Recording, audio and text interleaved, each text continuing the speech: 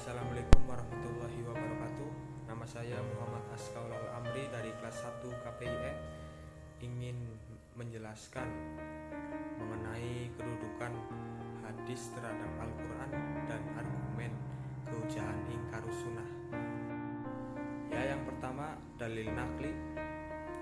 Dalil nakli adalah dalil yang bersumber dari Al-Quran, as-sunnah, dan ijma para ulama yang diambil dari intisari Al-Quran dan as-sunnah. Adapun secara istilah adalah kalam Allah yang diturunkan kepada Nabi Muhammad SAW, yang membaca setiap hurufnya adalah ibadah. Yang kedua, dalil akli. Dalil akli merupakan dalil yang diperoleh dari bukti ilmu pengetahuan dan argumentasi ulama. Argumen yang dihasilkan oleh para pemikir Islam ini atau disebut ulama bisa benar atau salah, karena ulama juga manusia, bahwa manusia adalah makhluk yang dhaif atau lemah, sedangkan Allah Subhanahu wa Ta'ala adalah Tuhan yang Rahman, Maha Pengasih. Jadi dalil ini bisa benar atau salah menurut para ulama.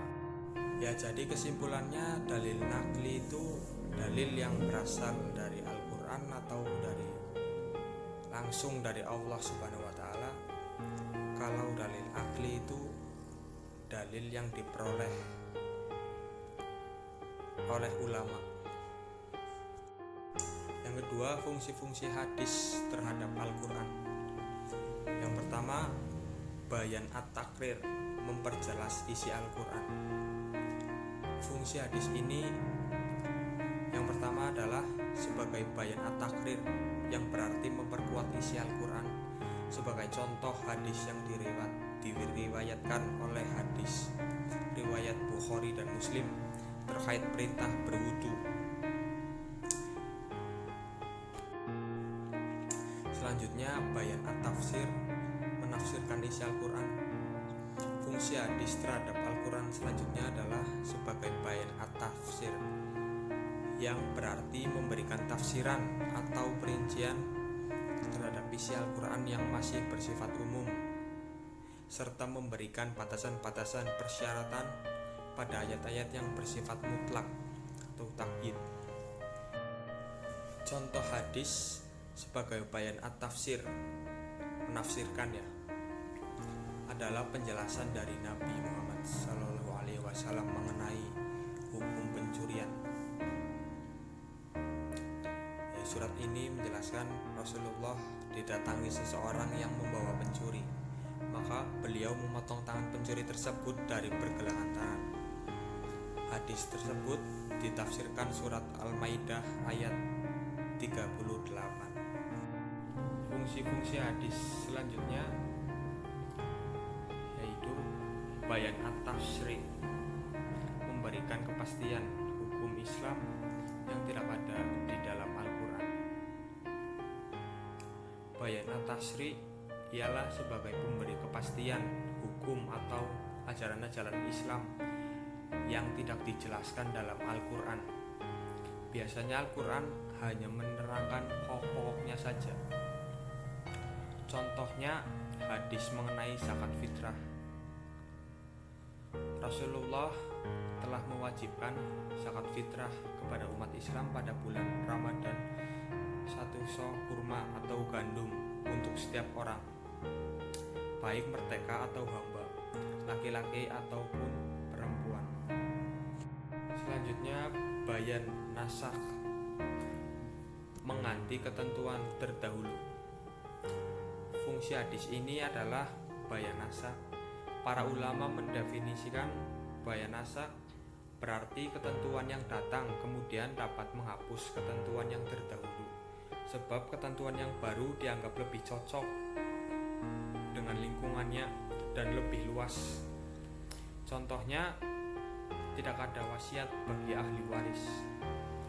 Hadis ini menasakh surat Al-Baqarah ayat 180. Yang ketiga, ingkarus ingkarus sunnah. Pengertian ingkarus sunnah menurut etimologis kata ingkar sunnah terdiri dari dua kata, yaitu ingkar dan sunnah. Berarti mengingkari. Yang selanjutnya, pengertian ingkarus sunnah menurut para ahli. Yang pertama, ingkarus sunnah adalah paham yang timbul dalam masyarakat Islam yang menolak hadis atau sunnah sebagai sumber ajaran Islam kedua setelah Al-Quran. Yang kedua, suatu paham yang timbul pada sebagian minoritas umat Islam yang menolak dasar hukum Islam dari sunnah sahih, baik sunnah praktis atau yang secara formal dikodifikasikan. Yang selanjutnya, kriteria ingkarus sunnah. Yang pertama, mendahulukan ketetapan hukum berdasar nas yang zahir disertai keyakinan bahwa sunnah tidak memiliki kekuatan hukum sedikit pun. Yang kedua, menolak hadis Nabi baik seluruh maupun sebagian. Yang ketiga, menyalahi faham mayoritas ulama dan umat. Yang keempat, hanya mengambil dasar hukum dari Al-Quran saja. Yang terakhir, berbeda dalam cara pelaksanaan ibadah tertentu. Yang terakhir, dalil atau argumentasi nakli dan akli ingkarus sunnah. Yang pertama, argumen-argumen nakli. Yang dimaksud dengan argumen-argumen nakli tidak hanya berupa ayat-ayat Al-Quran saja, tetapi juga berupa sunnah atau hadis Nabi. Ironis jika yang berpaham ingkarus sunnah menggunakan sunnah sebagai argumen untuk membela paham mereka. Adapun argumen akli mereka antara lain, yang pertama, Al-Quran surat An-Nahl ayat 89 yang berbunyi, "Dan kami turunkan kepadamu Al-Quran untuk menjelaskan segala sesuatu." Yang kedua, Al-Quran surat Al-An'am ayat 38 yang berbunyi, "Tidak ada sesuatu yang kami tinggalkan dalam Alkitab." Menurut para pengingkar sunnah, kedua ayat tersebut menunjukkan bahwa Al-Quran telah mencakup segala sesuatu berkenan dengan ketentuan agama. Dengan demikian, tidak diperlukan keterangan lain, misalnya dari sunnah. Menurut mereka, salat 5 waktu sehari semalam yang wajib didirikan dan yang sehubungan dengannya dasarnya bukanlah sunnah atau hadis, melainkan ayat-ayat Al-Quran. Yang kedua, dalil akli.